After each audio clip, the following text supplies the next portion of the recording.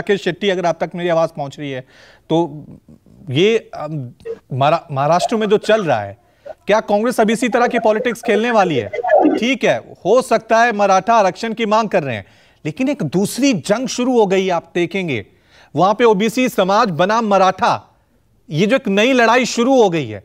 क्या देश की सियासत इसी तरह से आगे बढ़ेगी, दो वर्गों को, दो जातियों को आपस में लड़ाकर? क्या कहेंगे आप? देखिए, सबसे पहले बात तो मैं सभी प्रवक्ताओं को सुन रहा था, ये आज 7 नौजवानों ने अपनी जान दे दी मराठा आरक्षण के लिए।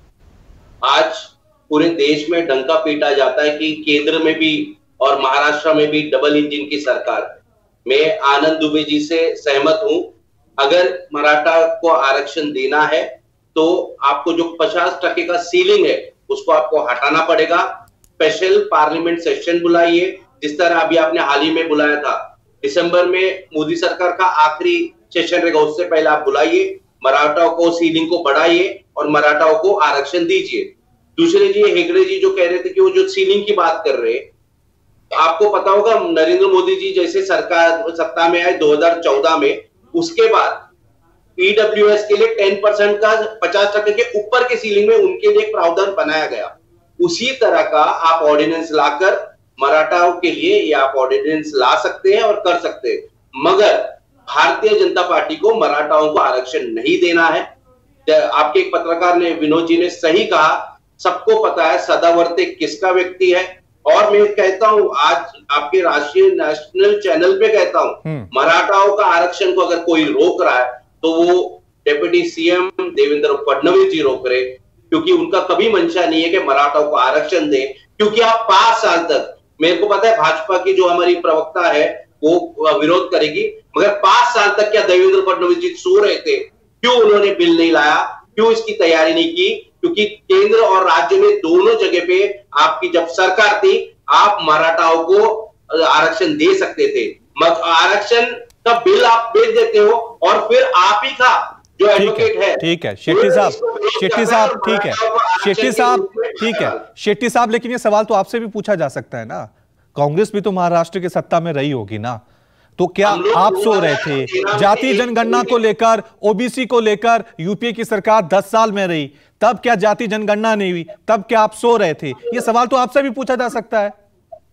सर, आज 2014 में हेगड़े जी तभी आमदार भी थे कांग्रेस पार्टी से, और वो जानते कि राणे कमेटी बनी थी, सबसे पहला प्रस्ताव कांग्रेस ने ही भेजा था मराठा आरक्षण, मगर उसके बाद इलेक्शन आ गए, हमारी सत्ता से हम बाहर हो गए। 2014 से 19 और अभी 1 साल से शिंदे गवर्नमेंट यहाँ पे चल रही है, तो इनके पास 6 साल था और केंद्र में भी इनकी सत्ता थी, हमारे पास केंद्र में तभी सत्ता नहीं थी।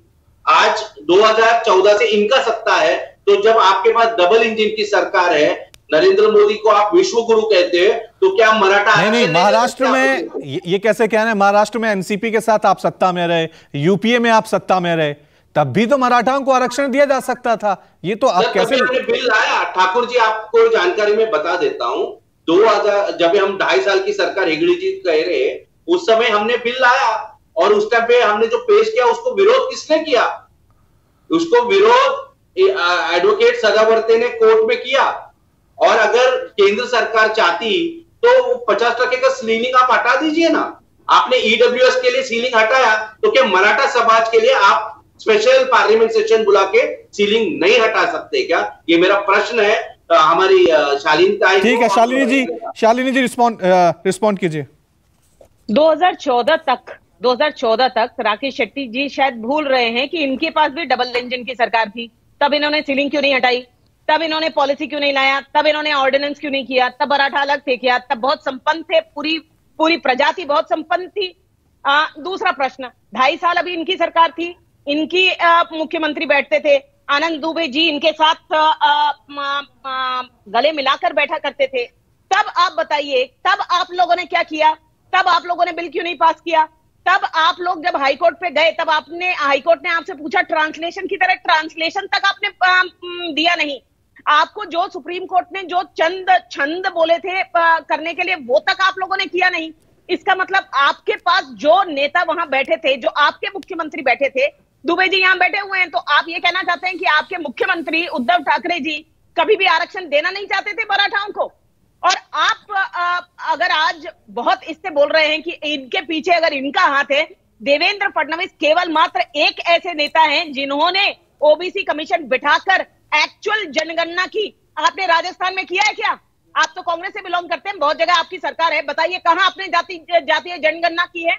बताइए और प्रूफ दीजिए कि आपने कहां कहां दिया है, कहां कहां आरक्षण दिया है, किन किन क्षेत्रों में आप लोगों ने आरक्षण दिया है। और कहना बहुत आसान है, आप लोग की जब सत्ता रहती है तब आप लोग कुछ करते नहीं और लोगों को बहलाते हैं, बहकाते हैं, और जब आपकी सत्ता नहीं रहती तब आप लोगों को खड़ा करते हैं ताकि जातियों में फूट हो, देश में फूट हो और देश विकास के स्तर से नीचे उतर जाए। बस आप लोगों की यही मंशा है और इसीलिए लोगों ने आपका चेहरा देख लिया है, इसलिए कांग्रेस मुक्त भारत की बात कर रही है। आनंद दुबे जी रिस्पॉन्ड कीजिए। हेगड़े जी की पहली बात का रिस्पॉन्स करूंगा। वो कह रहे हैं कि मनोज जरांगे पाटिल जी, आप जो अनशन कर रहे हैं इससे राज्य की जनता को तकलीफ हो रही है, मराठाओं को तकलीफ हो रही है, आप ये अनशन कृपया करके बंद कर दीजिए। इस अनशन से किसी को तकलीफ नहीं है, आपको तकलीफ हो रही है, आपकी सरकार को तकलीफ हो रही है, आपके किए गए वादों की कलई खुल गई है, पहली बात।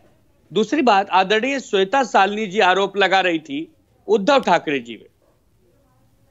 सिंपल सा विषय है, कोई भी राज्य सरकार जब आरक्षण देना चाह रही है लेकिन सुप्रीम कोर्ट की 50% की कैपिंग बाधा बन रही है, तो उस कैपिंग को जब तक नहीं हटाया जाएगा, नहीं तोड़ा जाएगा, राज्य सरकारों की मुखिया उसको पूरा नहीं कर सकते।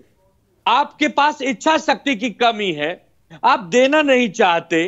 जिस प्रकार दिल्ली सरकार के खिलाफ अध्यादेश लाकर रातों रात लोकसभा और राज्यसभा में आपने नए कानून बना दिए, 15 मिनट लगे, मराठा आरक्षण को भी आप पूरी तरह न्याय दे सकते हैं, लेकिन आप देना नहीं चाहते क्योंकि आप जानते हैं कि अगर हम मराठा समाज को आरक्षण देंगे तो बहुत सारे लोग और आरक्षण हमसे मांगेंगे। इसके लिए आप बचना चाहते हैं, आपकी नीयत साफ नहीं है, तो कोई बात नहीं, आने दीजिए चुनाव, ठीक है, जनता तय करेगी। ठीक है, किसकी नीयत जिसको साफ है लाएगी वो देंगे। ठीक है, किसकी नीयत साफ है ये तो महाराष्ट्र की